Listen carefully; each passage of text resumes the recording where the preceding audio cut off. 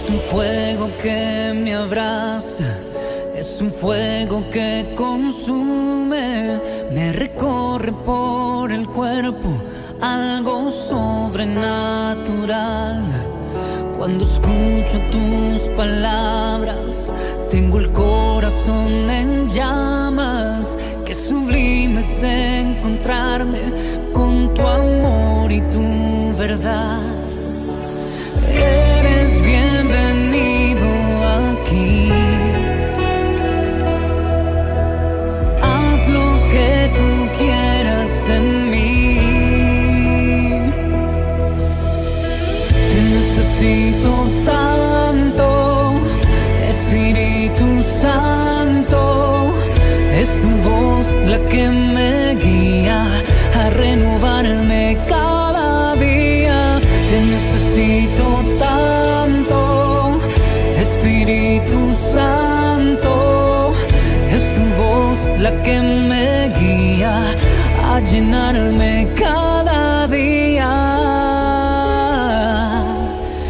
Me sellaste con tu esencia y ahora soy tu pertenencia. Quiero más de tu presencia, de tu unción y santidad. Eres bienvenido aquí. Oh, haz lo que tú quieras en mí. Oh, oh, te necesito tanto, Espíritu Santo. Es tu voz la que me guía a renovarme cada día. Te necesito tanto, Espíritu Santo. Es tu voz la que me guía a llenarme cada día. Y ven y lléname, ven, transfórmame. Mi copa está rebosando, lo que tomo de ti estoy dando. Ven y lléname, ven, transfórmame. Mi copa está rebosando, lo que tomo de ti estoy dando. Te necesito tanto, Espíritu Santo. Es tu voz la que me guía a renovarme cada día.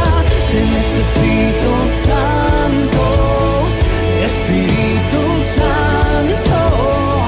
Es tu voz la que me guía a llenarme cada día.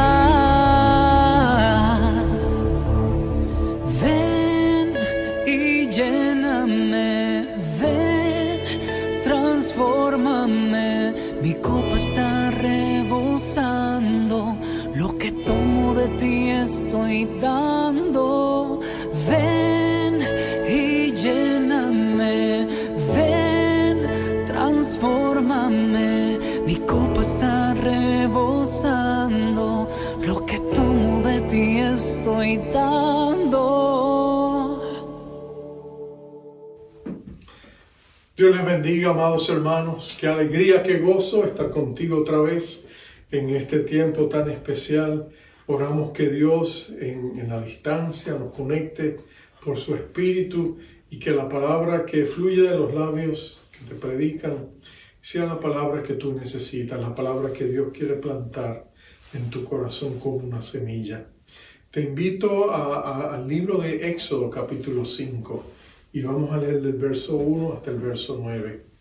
Estamos en la historia del Éxodo porque es una historia fabulosa, porque en los tiempos que estamos viviendo necesitamos un nuevo comienzo como el pueblo de Israel lo tuvo. La iglesia y el pueblo de Dios necesita en cierta medida salir de la esclavitud en que nos encontramos después de esta pandemia y de todo lo que hemos sufrido y necesitamos ese reajuste, esa nueva bendición. Oramos por ese avivamiento y creemos que Dios está por hacer algo grande y maravilloso que va a impactar no solamente la iglesia sino el mundo entero. Por eso vamos a leer, vamos a estudiar este pasaje y vamos a pedirle a Dios que nos hable. Dice así la palabra de Dios.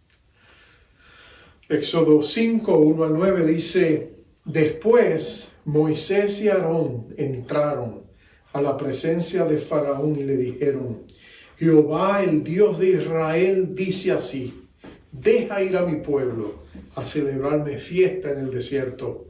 Y Faraón respondió: ¿Quién es Jehová para que yo oiga su voz y deje ir a Israel? Yo no conozco a Jehová, ni tampoco dejaré ir a Israel. Y ellos dijeron: El Dios de los hebreos nos ha encontrado. Iremos pues ahora camino de 3 días por el desierto y ofreceremos sacrificios a Jehová nuestro Dios, para que no venga sobre nosotros con peste o con espada.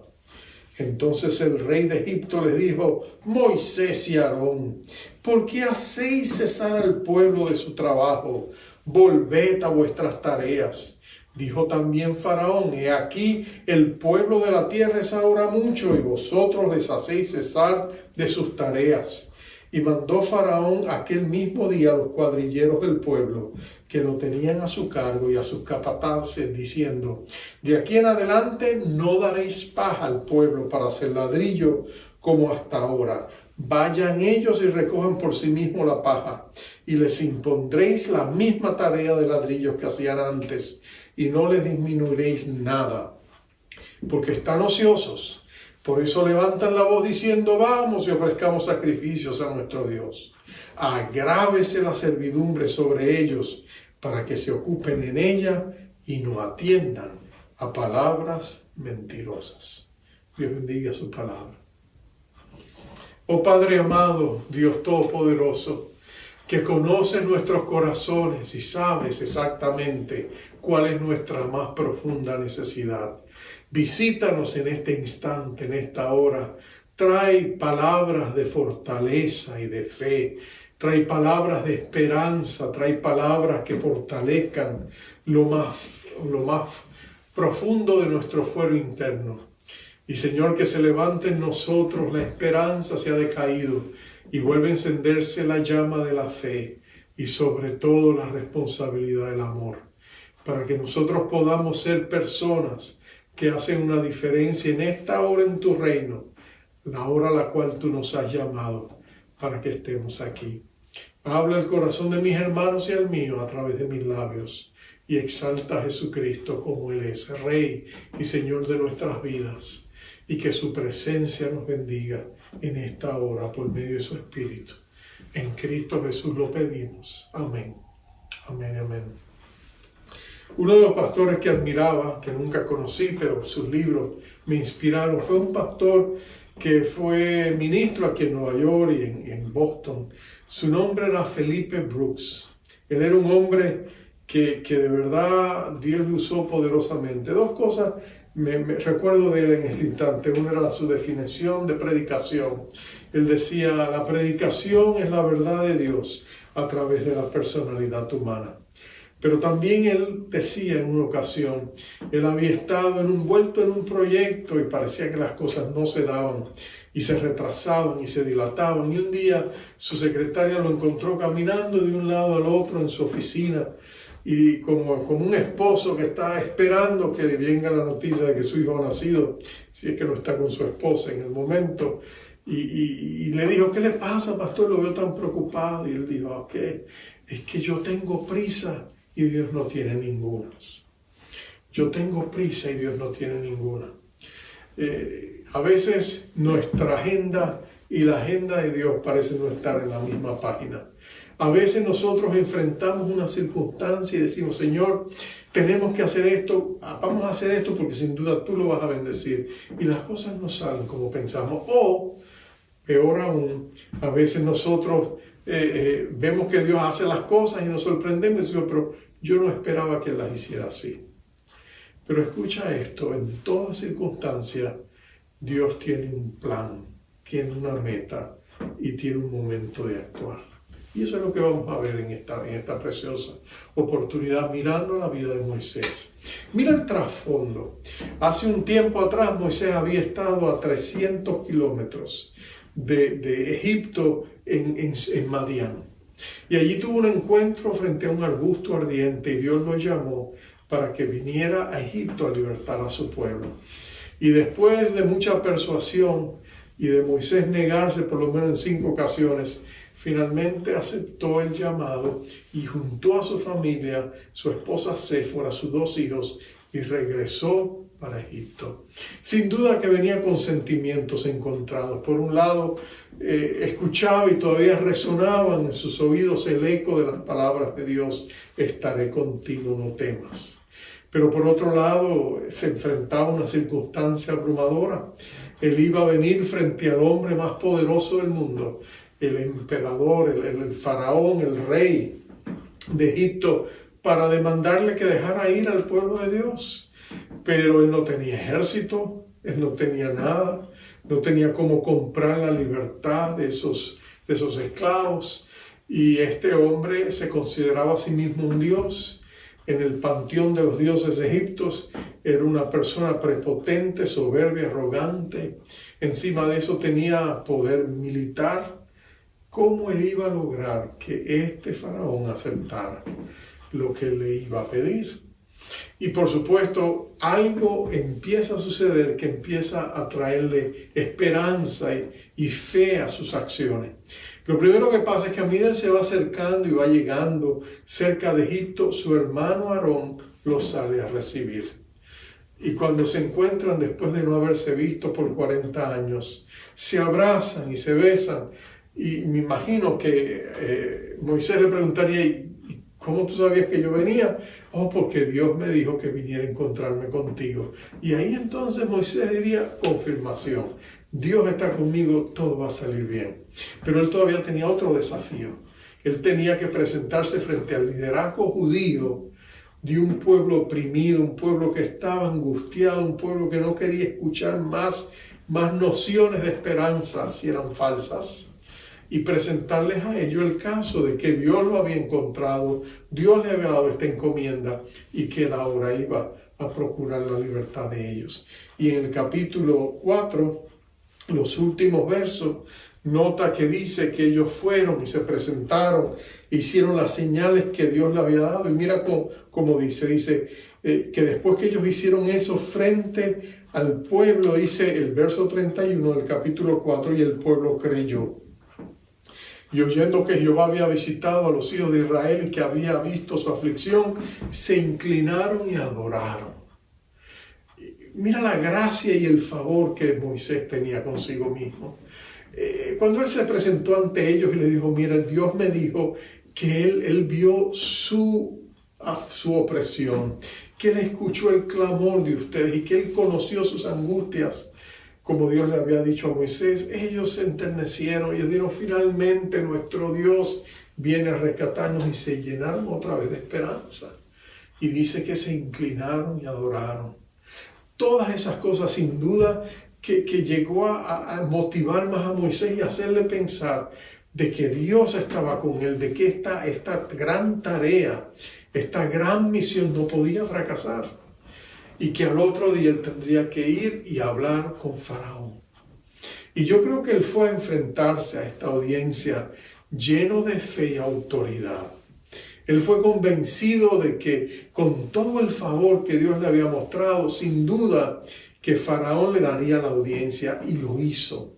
Y no solamente le daría la audiencia, escucharía su petición, y también lo hizo.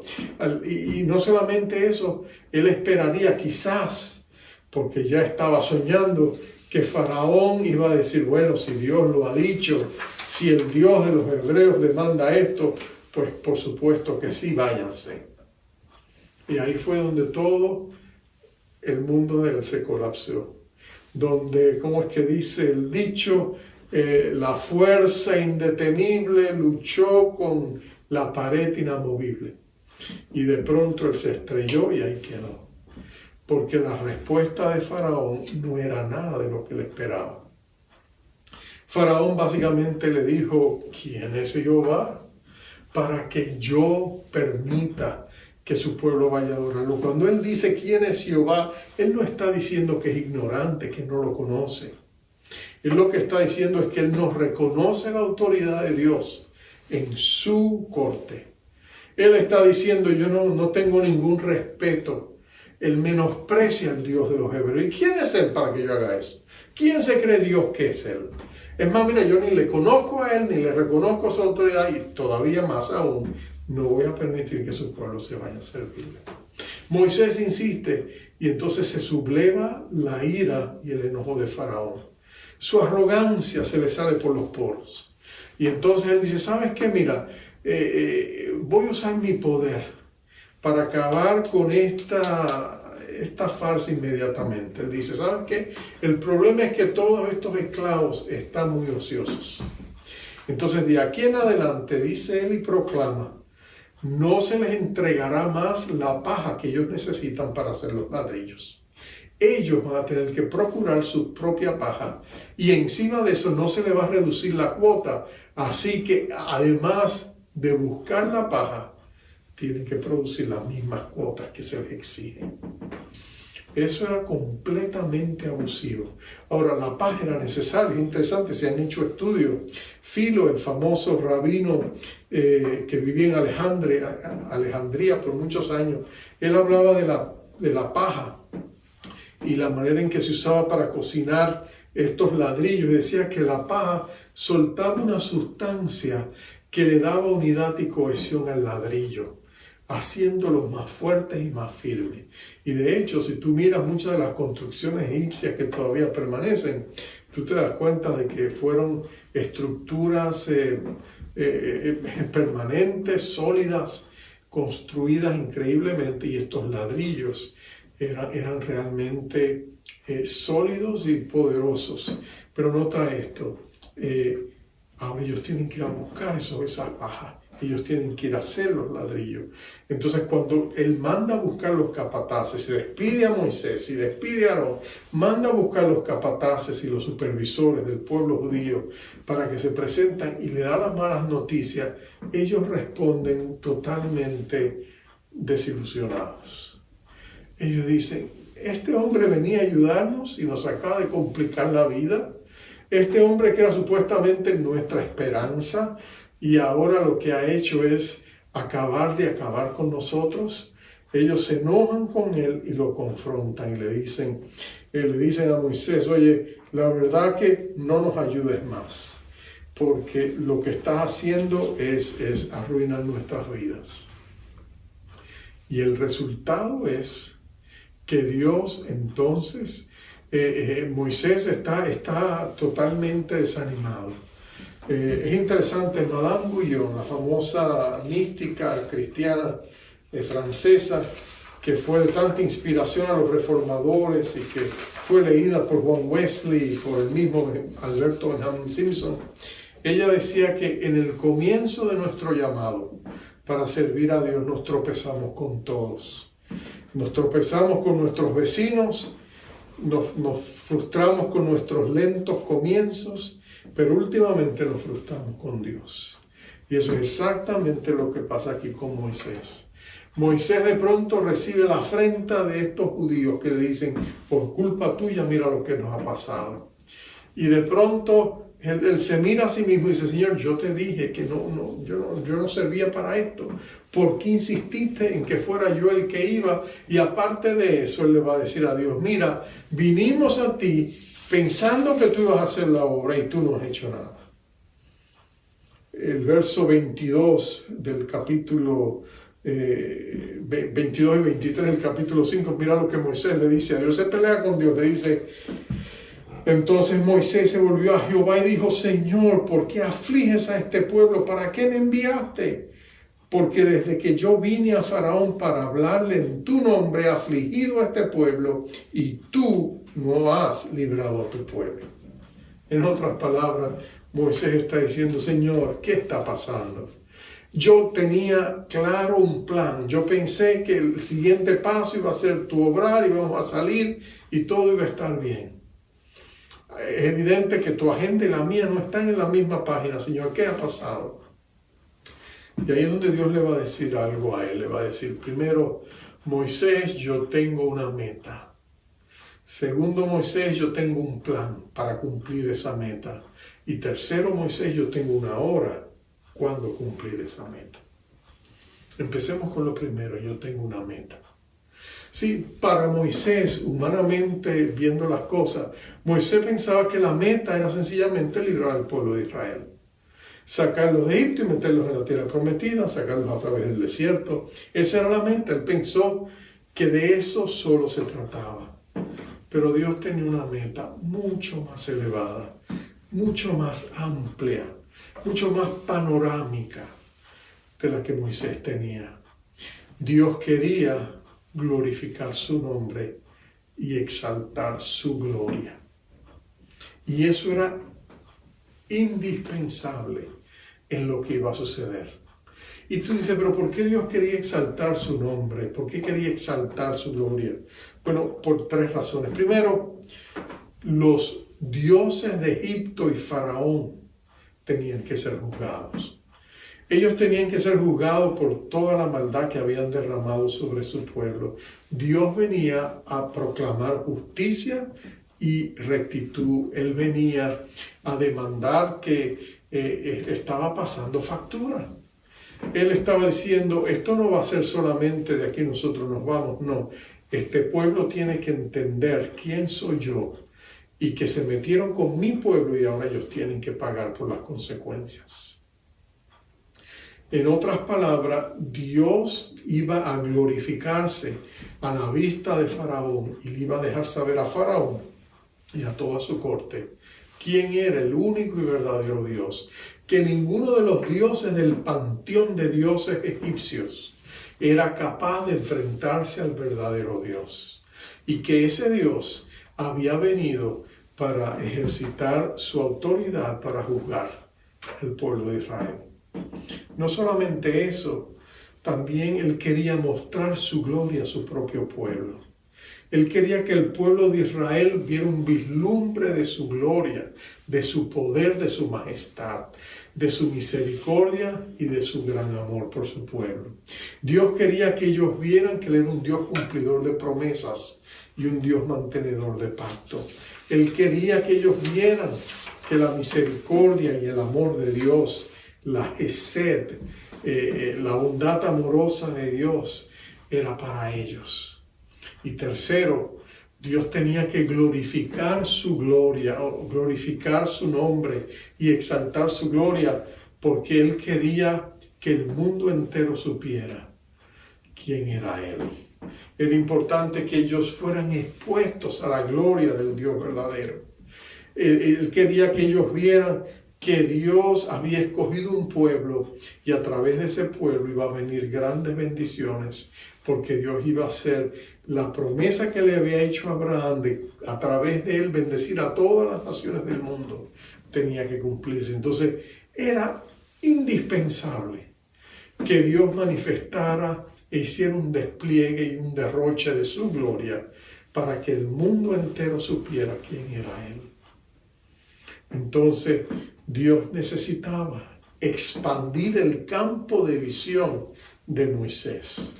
Él tenía que ayudar a Moisés a entender que él estaba metido en una misión que era mucho más grande que él mismo, que era mucho más grande que meramente liberar un pueblo, que era mucho más grande que sencillamente hacer una mudanza.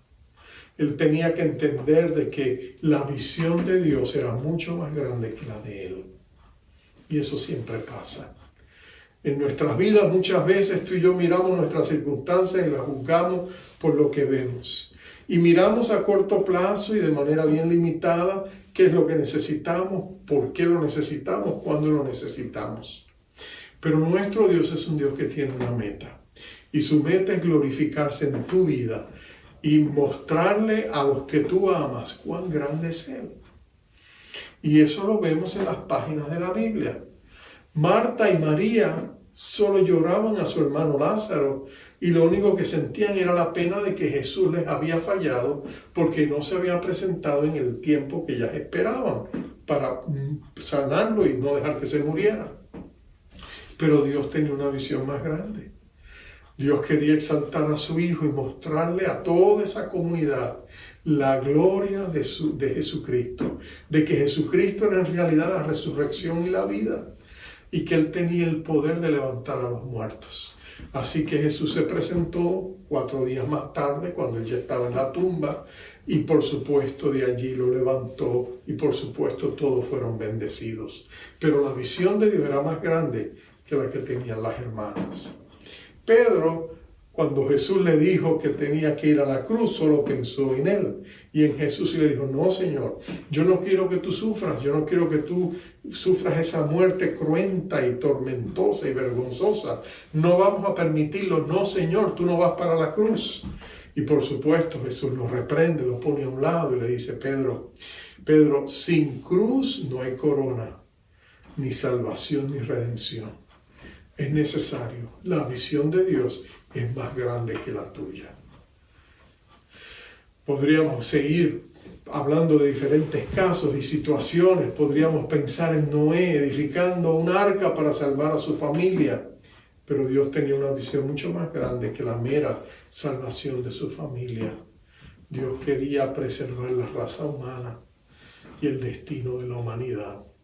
En otras palabras, tú y yo decimos: pero ¿quiénes somos nosotros? Nosotros no somos gente importante, sin duda que Dios no... Oh, pero ¿no entiendes tú que no es lo que nosotros somos lo que califica nuestras circunstancias? El hecho de que somos hijos e hijas de Dios y que el Todopoderoso Dios está con nosotros, eso es lo que hace la diferencia. Porque la meta de Dios es glorificarse en tu vida y en mi vida. Por eso Pablo, aun cuando iba camino a Jerusalén pensando que le esperaban prisiones y tribulaciones, él iba con su cara determinada, su cara como una piedra, porque él decía: yo lo que quiero es exaltar a Jesús y completar su sufrimiento con mis sufrimientos. Él sabía que Dios tenía una visión mucho más grande que la que ellos mismos tenían. Dios siempre tiene una visión más grande y tiene todo que ver con su gloria. Tú y yo estamos diciendo: pero ¿qué está pasando en esta pandemia? ¿Por qué las cosas no están mejorando? ¿Por qué ahora enfrentamos la inflación y la economía y enfrentamos todos los desastres que están ocurriendo alrededor nuestro? Y aún en nuestra ciudad, toda la violencia, todo lo que está sucediendo, el desbarajuste en las cortes y todo lo que ha sucedido. Y nosotros decimos: ¿qué está pasando? Pero tú y yo tenemos que entender que en medio de todo eso hay un Dios soberano que tiene un plan. Y que el plan es más grande que nuestras circunstancias. Que Dios está enfrentando enemigos que quieren establecer un gobierno mundial. Y Dios ha dicho: no es el tiempo. Y Dios va a volver las cosas al revés, a sacudirlas si es necesario, pero Dios va a establecer su propósito en medio de lo que estamos viviendo. Dios no solamente tiene una meta, Dios tiene un plan. Dios tiene un plan porque Dios es un gran planificador. Dios no es un improvisador. Dios no se levanta todos los días y dice: bueno, ¿qué voy a hacer hoy? Tampoco Dios dice sencillamente, ve al diablo actuar y dice: ok, entonces ¿cómo yo voy a responder? Dios no es así. Dios es el gran anticipador. Dios es el gran planificador. Y Dios tiene un plan. Y Él le va a decir a Moisés: mira, yo tengo un plan. Mi plan es sacudir a Egipto con 9 plagas y con una gran catástrofe. Yo voy a ejercer juicio sobre esta nación y todos sus dioses. Yo voy a sacudir a Egipto para que cuando ustedes salgan de aquí, salgan bendecidos. Él les está diciendo a ellos: yo tengo un plan y lo voy a poner en ejecución. Ese plan va a tener gracia, pero también va a tener justicia. Le voy a ofrecer a Faraón primero la gracia y le voy a dar la oportunidad para que se evite los problemas. Pero si él no lo acepta y se endurece, entonces va a venir el juicio. Y eso es lo que continuamente tú vas a ver del trato de Moisés con Faraón. Dios tiene un plan Y Dios tiene un proceso dentro de ese plan. Todo el plan de Dios siempre lleva un proceso. Y lo que tú vas a darte cuenta es que en ese proceso Dios va a sacar cosas a la luz. Él le dijo a Moisés: yo sacaré de debajo de las tareas pesadas de Egipto y os libraré de su servidumbre con brazo extendido y con juicios grandes. En otras palabras, dentro de ese plan estaban esos juicios y estaba la manifestación y despliegue de su gran poder. Porque Dios siempre tiene un plan. Y el plan de Dios puede ser que se requiera ciertos ajustes cuando el enemigo contraataca, pero el plan de Dios siempre sigue adelante y siempre se cumple. Lo vemos en la historia del pueblo de Dios. Lo vemos en el patriarca de ellos, que los había recibido en Egipto, José.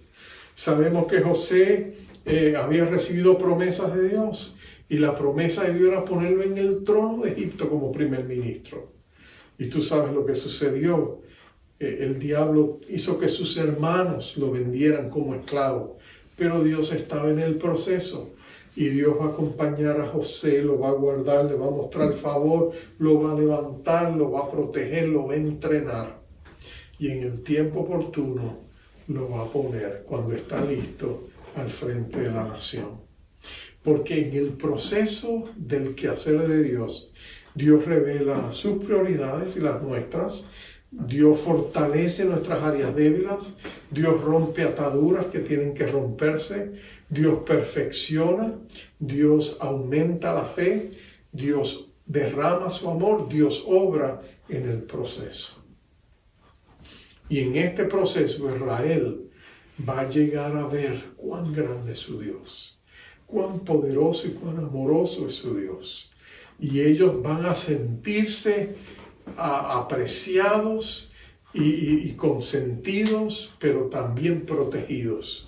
Porque Dios se va a levantar contra Faraón y contra Egipto y le va a mostrar a ellos que su pueblo tiene protector.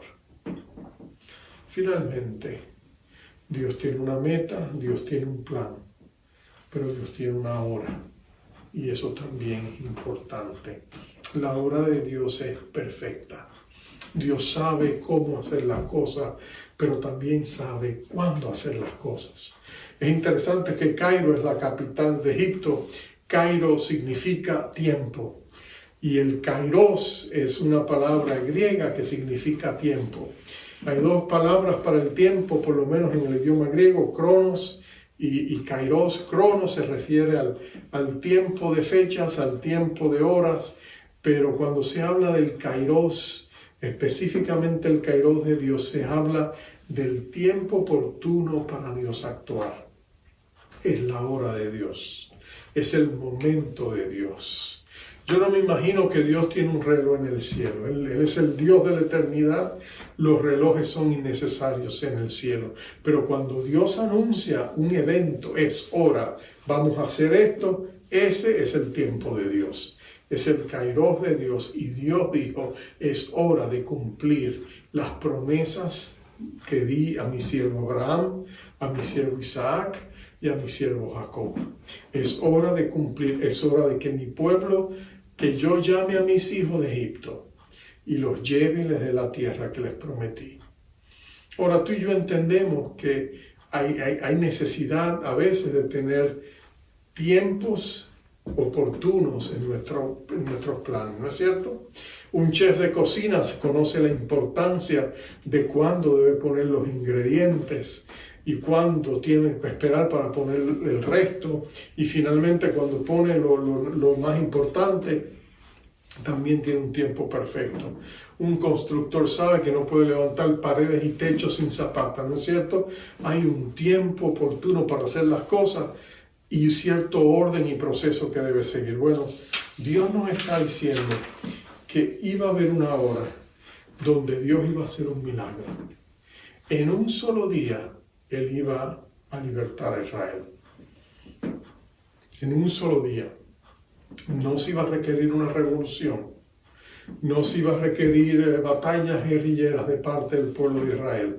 Escaramuzas para ir ganando poco a poco el terreno. no iba a requerir la intervención de otras naciones que vinieran a rescatarle. Pero en un solo día, por el obrar de Dios, Él llevaría los dominos, uno tras otro, hasta que en un solo día Faraón diría, váyanse. Y en ese mismo día, Faraón lo diría después de la tormentosa noche donde perderían los primogénitos. Y después de ese evento, en ese momento, Dios diría a su pueblo, váyanse, están libres. Dios liberaría a su pueblo en un solo día. Y tú dices, wow, es increíble cuando tú lo ves de esa manera, ¿no es cierto? Pero piensa en esto. La redención de toda la humanidad se dio en un solo día. En un solo día el Hijo de Dios estuvo en la cruz. Y en un solo día, allí, en aquel cruento y doloroso proceso, Él compró nuestra salvación. Y Él nos redimió en un solo día, como Malaquías 3:9 había predicho, que en un solo día Dios acabaría con el pecado del mundo. Así que allí federalmente Dios terminó con el pecado, forensicamente Dios terminó con el pecado porque se hizo la proclama del perdón de pecados para todo aquel que pone su fe en Jesucristo. O el mundo sigue pecando, pero el perdón de Dios, la emancipación del pecado, fue proclamada en aquella gloriosa cruz del Calvario, cuando Jesucristo dijo, consumado es. En un solo día, Dios procuró nuestra salvación. Es increíble lo que Dios puede hacer en poco tiempo. Tú y yo pensamos, todo lo que estamos viviendo va a requerir meses y años. No, en un muy poco tiempo Dios puede poder. Dios tiene todo el poder para enderezar las cosas. Pero lo que tú y yo más necesitamos es preparar nuestro corazón para lo que Dios está por hacer. Buscar su rostro, buscar su voluntad, buscar su presencia. Es lo más importante que tú y yo tenemos que hacer. Porque lo que Dios vaya a hacer no es para perjudicarnos a nosotros. Lo que Dios vaya a hacer es para bendecir a su pueblo. Y eso es lo que Israel entendería y se daría cuenta. Que lo que Dios haría, su meta, su plan y su hora vendría con el propósito de bendecir su pueblo. Quizás tú estás pasando por diversas pruebas, quizás estás enfrentando grandes desafíos, quizás has tenido grandes pérdidas y estás sufriendo, pero déjame decirte, en un instante Dios puede cambiar nuestro lamento en danza, nuestra tristeza en alegría y nuestra pérdida en gozo y esperanza. Dios lo puede hacer en un instante porque Él es Dios. Así que yo te invito a que oremos en este instante y que vengamos a Dios con grandes expectativas, porque todavía nos espera una gran liberación. Dios todavía está por sacudir este mundo y poner las cosas en el lugar que Él quiere que estén. Porque Dios no está pensando en la situación que nosotros estamos viviendo, solamente Dios está pensando en el porvenir y en proteger a su iglesia y prepararle para las edades que falten o los años que falten antes de la gloriosa venida de su Hijo amado, nuestro Señor. Hay más de 8.000 millones de almas en esta tierra y Dios está pensando en cómo salvarlas. Por eso, acerquémonos al trono de su gracia y pidamos sabiduría y gracia en estos momentos. Oremos. Padre amado, cuando leemos la historia gloriosa de la liberación de tu pueblo, oh Dios, nuestros corazones palpitan de emoción porque nosotros también tenemos el anhelo de libertad en nuestros corazones. No estamos hablando de libertad política, estamos hablando de la libertad espiritual que tú has prometido a tus hijos. Estamos hablando de entrar a la plenitud de lo que tú pensaste y soñaste e hiciste posible para que tu iglesia fuese. Señor, levantarnos a la altura de la vocación a la que tú nos llamaste. Levantarnos con poder y autoridad en un mundo que te necesita a ti tanto en estos momentos. Y que tu iglesia pueda ser portadora de esperanza y de salvación a este mundo en oscuridad. Oh Dios, ayúdanos, visítanos con poder, empodéranos, avívanos en esta hora y prepáranos y guárdanos, Señor, mientras tú te mueves con poder y majestad y pones las cosas donde deben que estar. Oh Señor, mira el mal que avanza, deténlo en el nombre de Jesús. Mira que nos están llevando aparentemente el deseo de tantas organizaciones. Ellos anhelan que haya este gobierno mundial, el globalismo, esa ideología que busca que todo esté controlado, centralizado a través de un gobierno humano. Pero Señor, tú sabes que ese no es tu propósito ni es tu voluntad, ni este es su tiempo. Por eso levántate, protégenos, ampáranos, defiéndenos y dale la libertad a la iglesia para poder cumplir su misión y empodérala por tu espíritu. Empodera nuestras vidas también, oh Dios, como parte de ella, y permite que podamos cumplir el llamado de nuestras vidas en el nombre poderoso de Jesucristo, porque Él sigue siendo nuestra esperanza y nuestra vida. En su nombre te damos gracias. Amén, amén y amén. Amados, queremos enviarte como siempre con esa bendición acostumbrada. Jehová te bendiga, Jehová te guarde, Jehová haga resplandecer su rostro sobre ti y tenga de ti misericordia. Jehová alce sobre ti su rostro y ponga en ti paz. Dios te bendiga, hermanos. Gracia hay cuando paso por el fuego. Abres camino donde no lo hay. Al recordar lo que has hecho en mí, lo que un día fui, lo que recorrí, sé que a mi lado siempre estás. Uno más entre las llamas que estuvo junto a mí, uno más sobre las aguas que pudo el mar abrir, que mi interior no queden dudas de cómo libre fui. Hay una cruz que muestra el precio que Jesús pagó por mí. Hay uno más entre las llamas.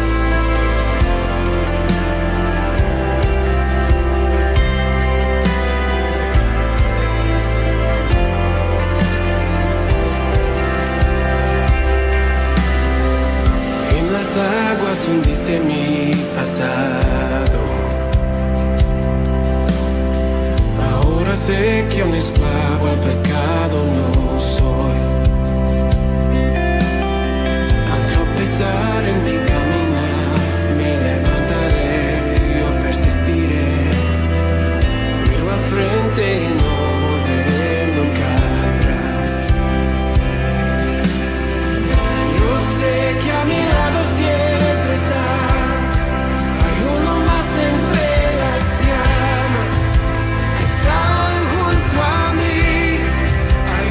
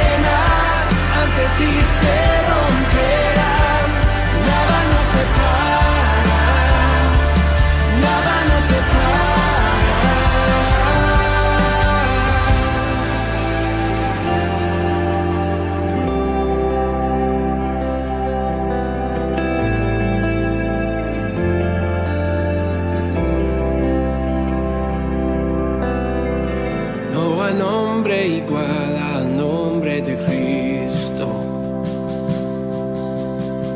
El que fue, el que es y por siempre será. Aunque no sepa lo que vendrá, sé que tu verdad nunca fallará. Yo sé que a mi lado siempre estás. Yo sé que a mi lado siempre estás. Habrá nomás entre las llamas que va a estar junto a mí. Habrá nomás sobre las aguas que puede el mar abrir. En mi interior no queden dudas de tu fidelidad. Me alegraré en las batallas, porque conmigo ahí estarás. Tú los vencerás, las tinieblas a tus pies se rendirán. Rugirá tu voz desde el cielo y los muros caerán. Traes libertad, las cadenas ante ti se romperán. Nada nos separa, nada nos separa. Habrá nomás entre las llamas que va a estar junto a mí. Habrá nomás sobre las aguas que puede el mar abrir. En mi interior no queden dudas de tu fidelidad. Me alegraré en las batallas, porque conmigo ahí estarás. Me alegraré en las batallas, porque conmigo ahí estarás. Me alegraré en las batallas, porque conmigo ahí estarás. Me alegraré en las batallas, porque conmigo ahí estarás. Me alegraré en las batallas, porque conmigo ahí estarás. No hay nombre igual al nombre de Cristo. El que fue, el que es y por siempre será. Aunque no sepa lo que vendrá, sé que tu verdad nunca fallará. Yo sé que a mi lado siempre estás. No hay nombre igual al nombre de Cristo. El que fue, el que es y por siempre será. Aunque no sepa lo que vendrá, sé que tu verdad nunca fallará. Yo sé que a mi lado siempre estás. Yo sé que a mi lado siempre estás. Habrá nomás entre las llamas que va a estar junto a mí. Habrá nomás sobre las aguas que puede el mar abrir. En mi interior no queden dudas de tu fidelidad. Me alegraré en las batallas, porque conmigo ahí estarás. Tú los vencerás, las tinieblas a tus pies se rendirán. Rugirá tu voz desde el cielo y los muros caerán. Traes libertad, las cadenas ante ti se romperán. Nada nos separa, nada nos separa. Habrá nomás entre las llamas que va a estar junto a mí. Habrá nomás sobre las aguas que puede el mar abrir. En mi interior no queden dudas de tu fidelidad. Me alegraré en las batallas, porque conmigo ahí estarás. Me alegraré en las batallas, porque conmigo ahí estarás.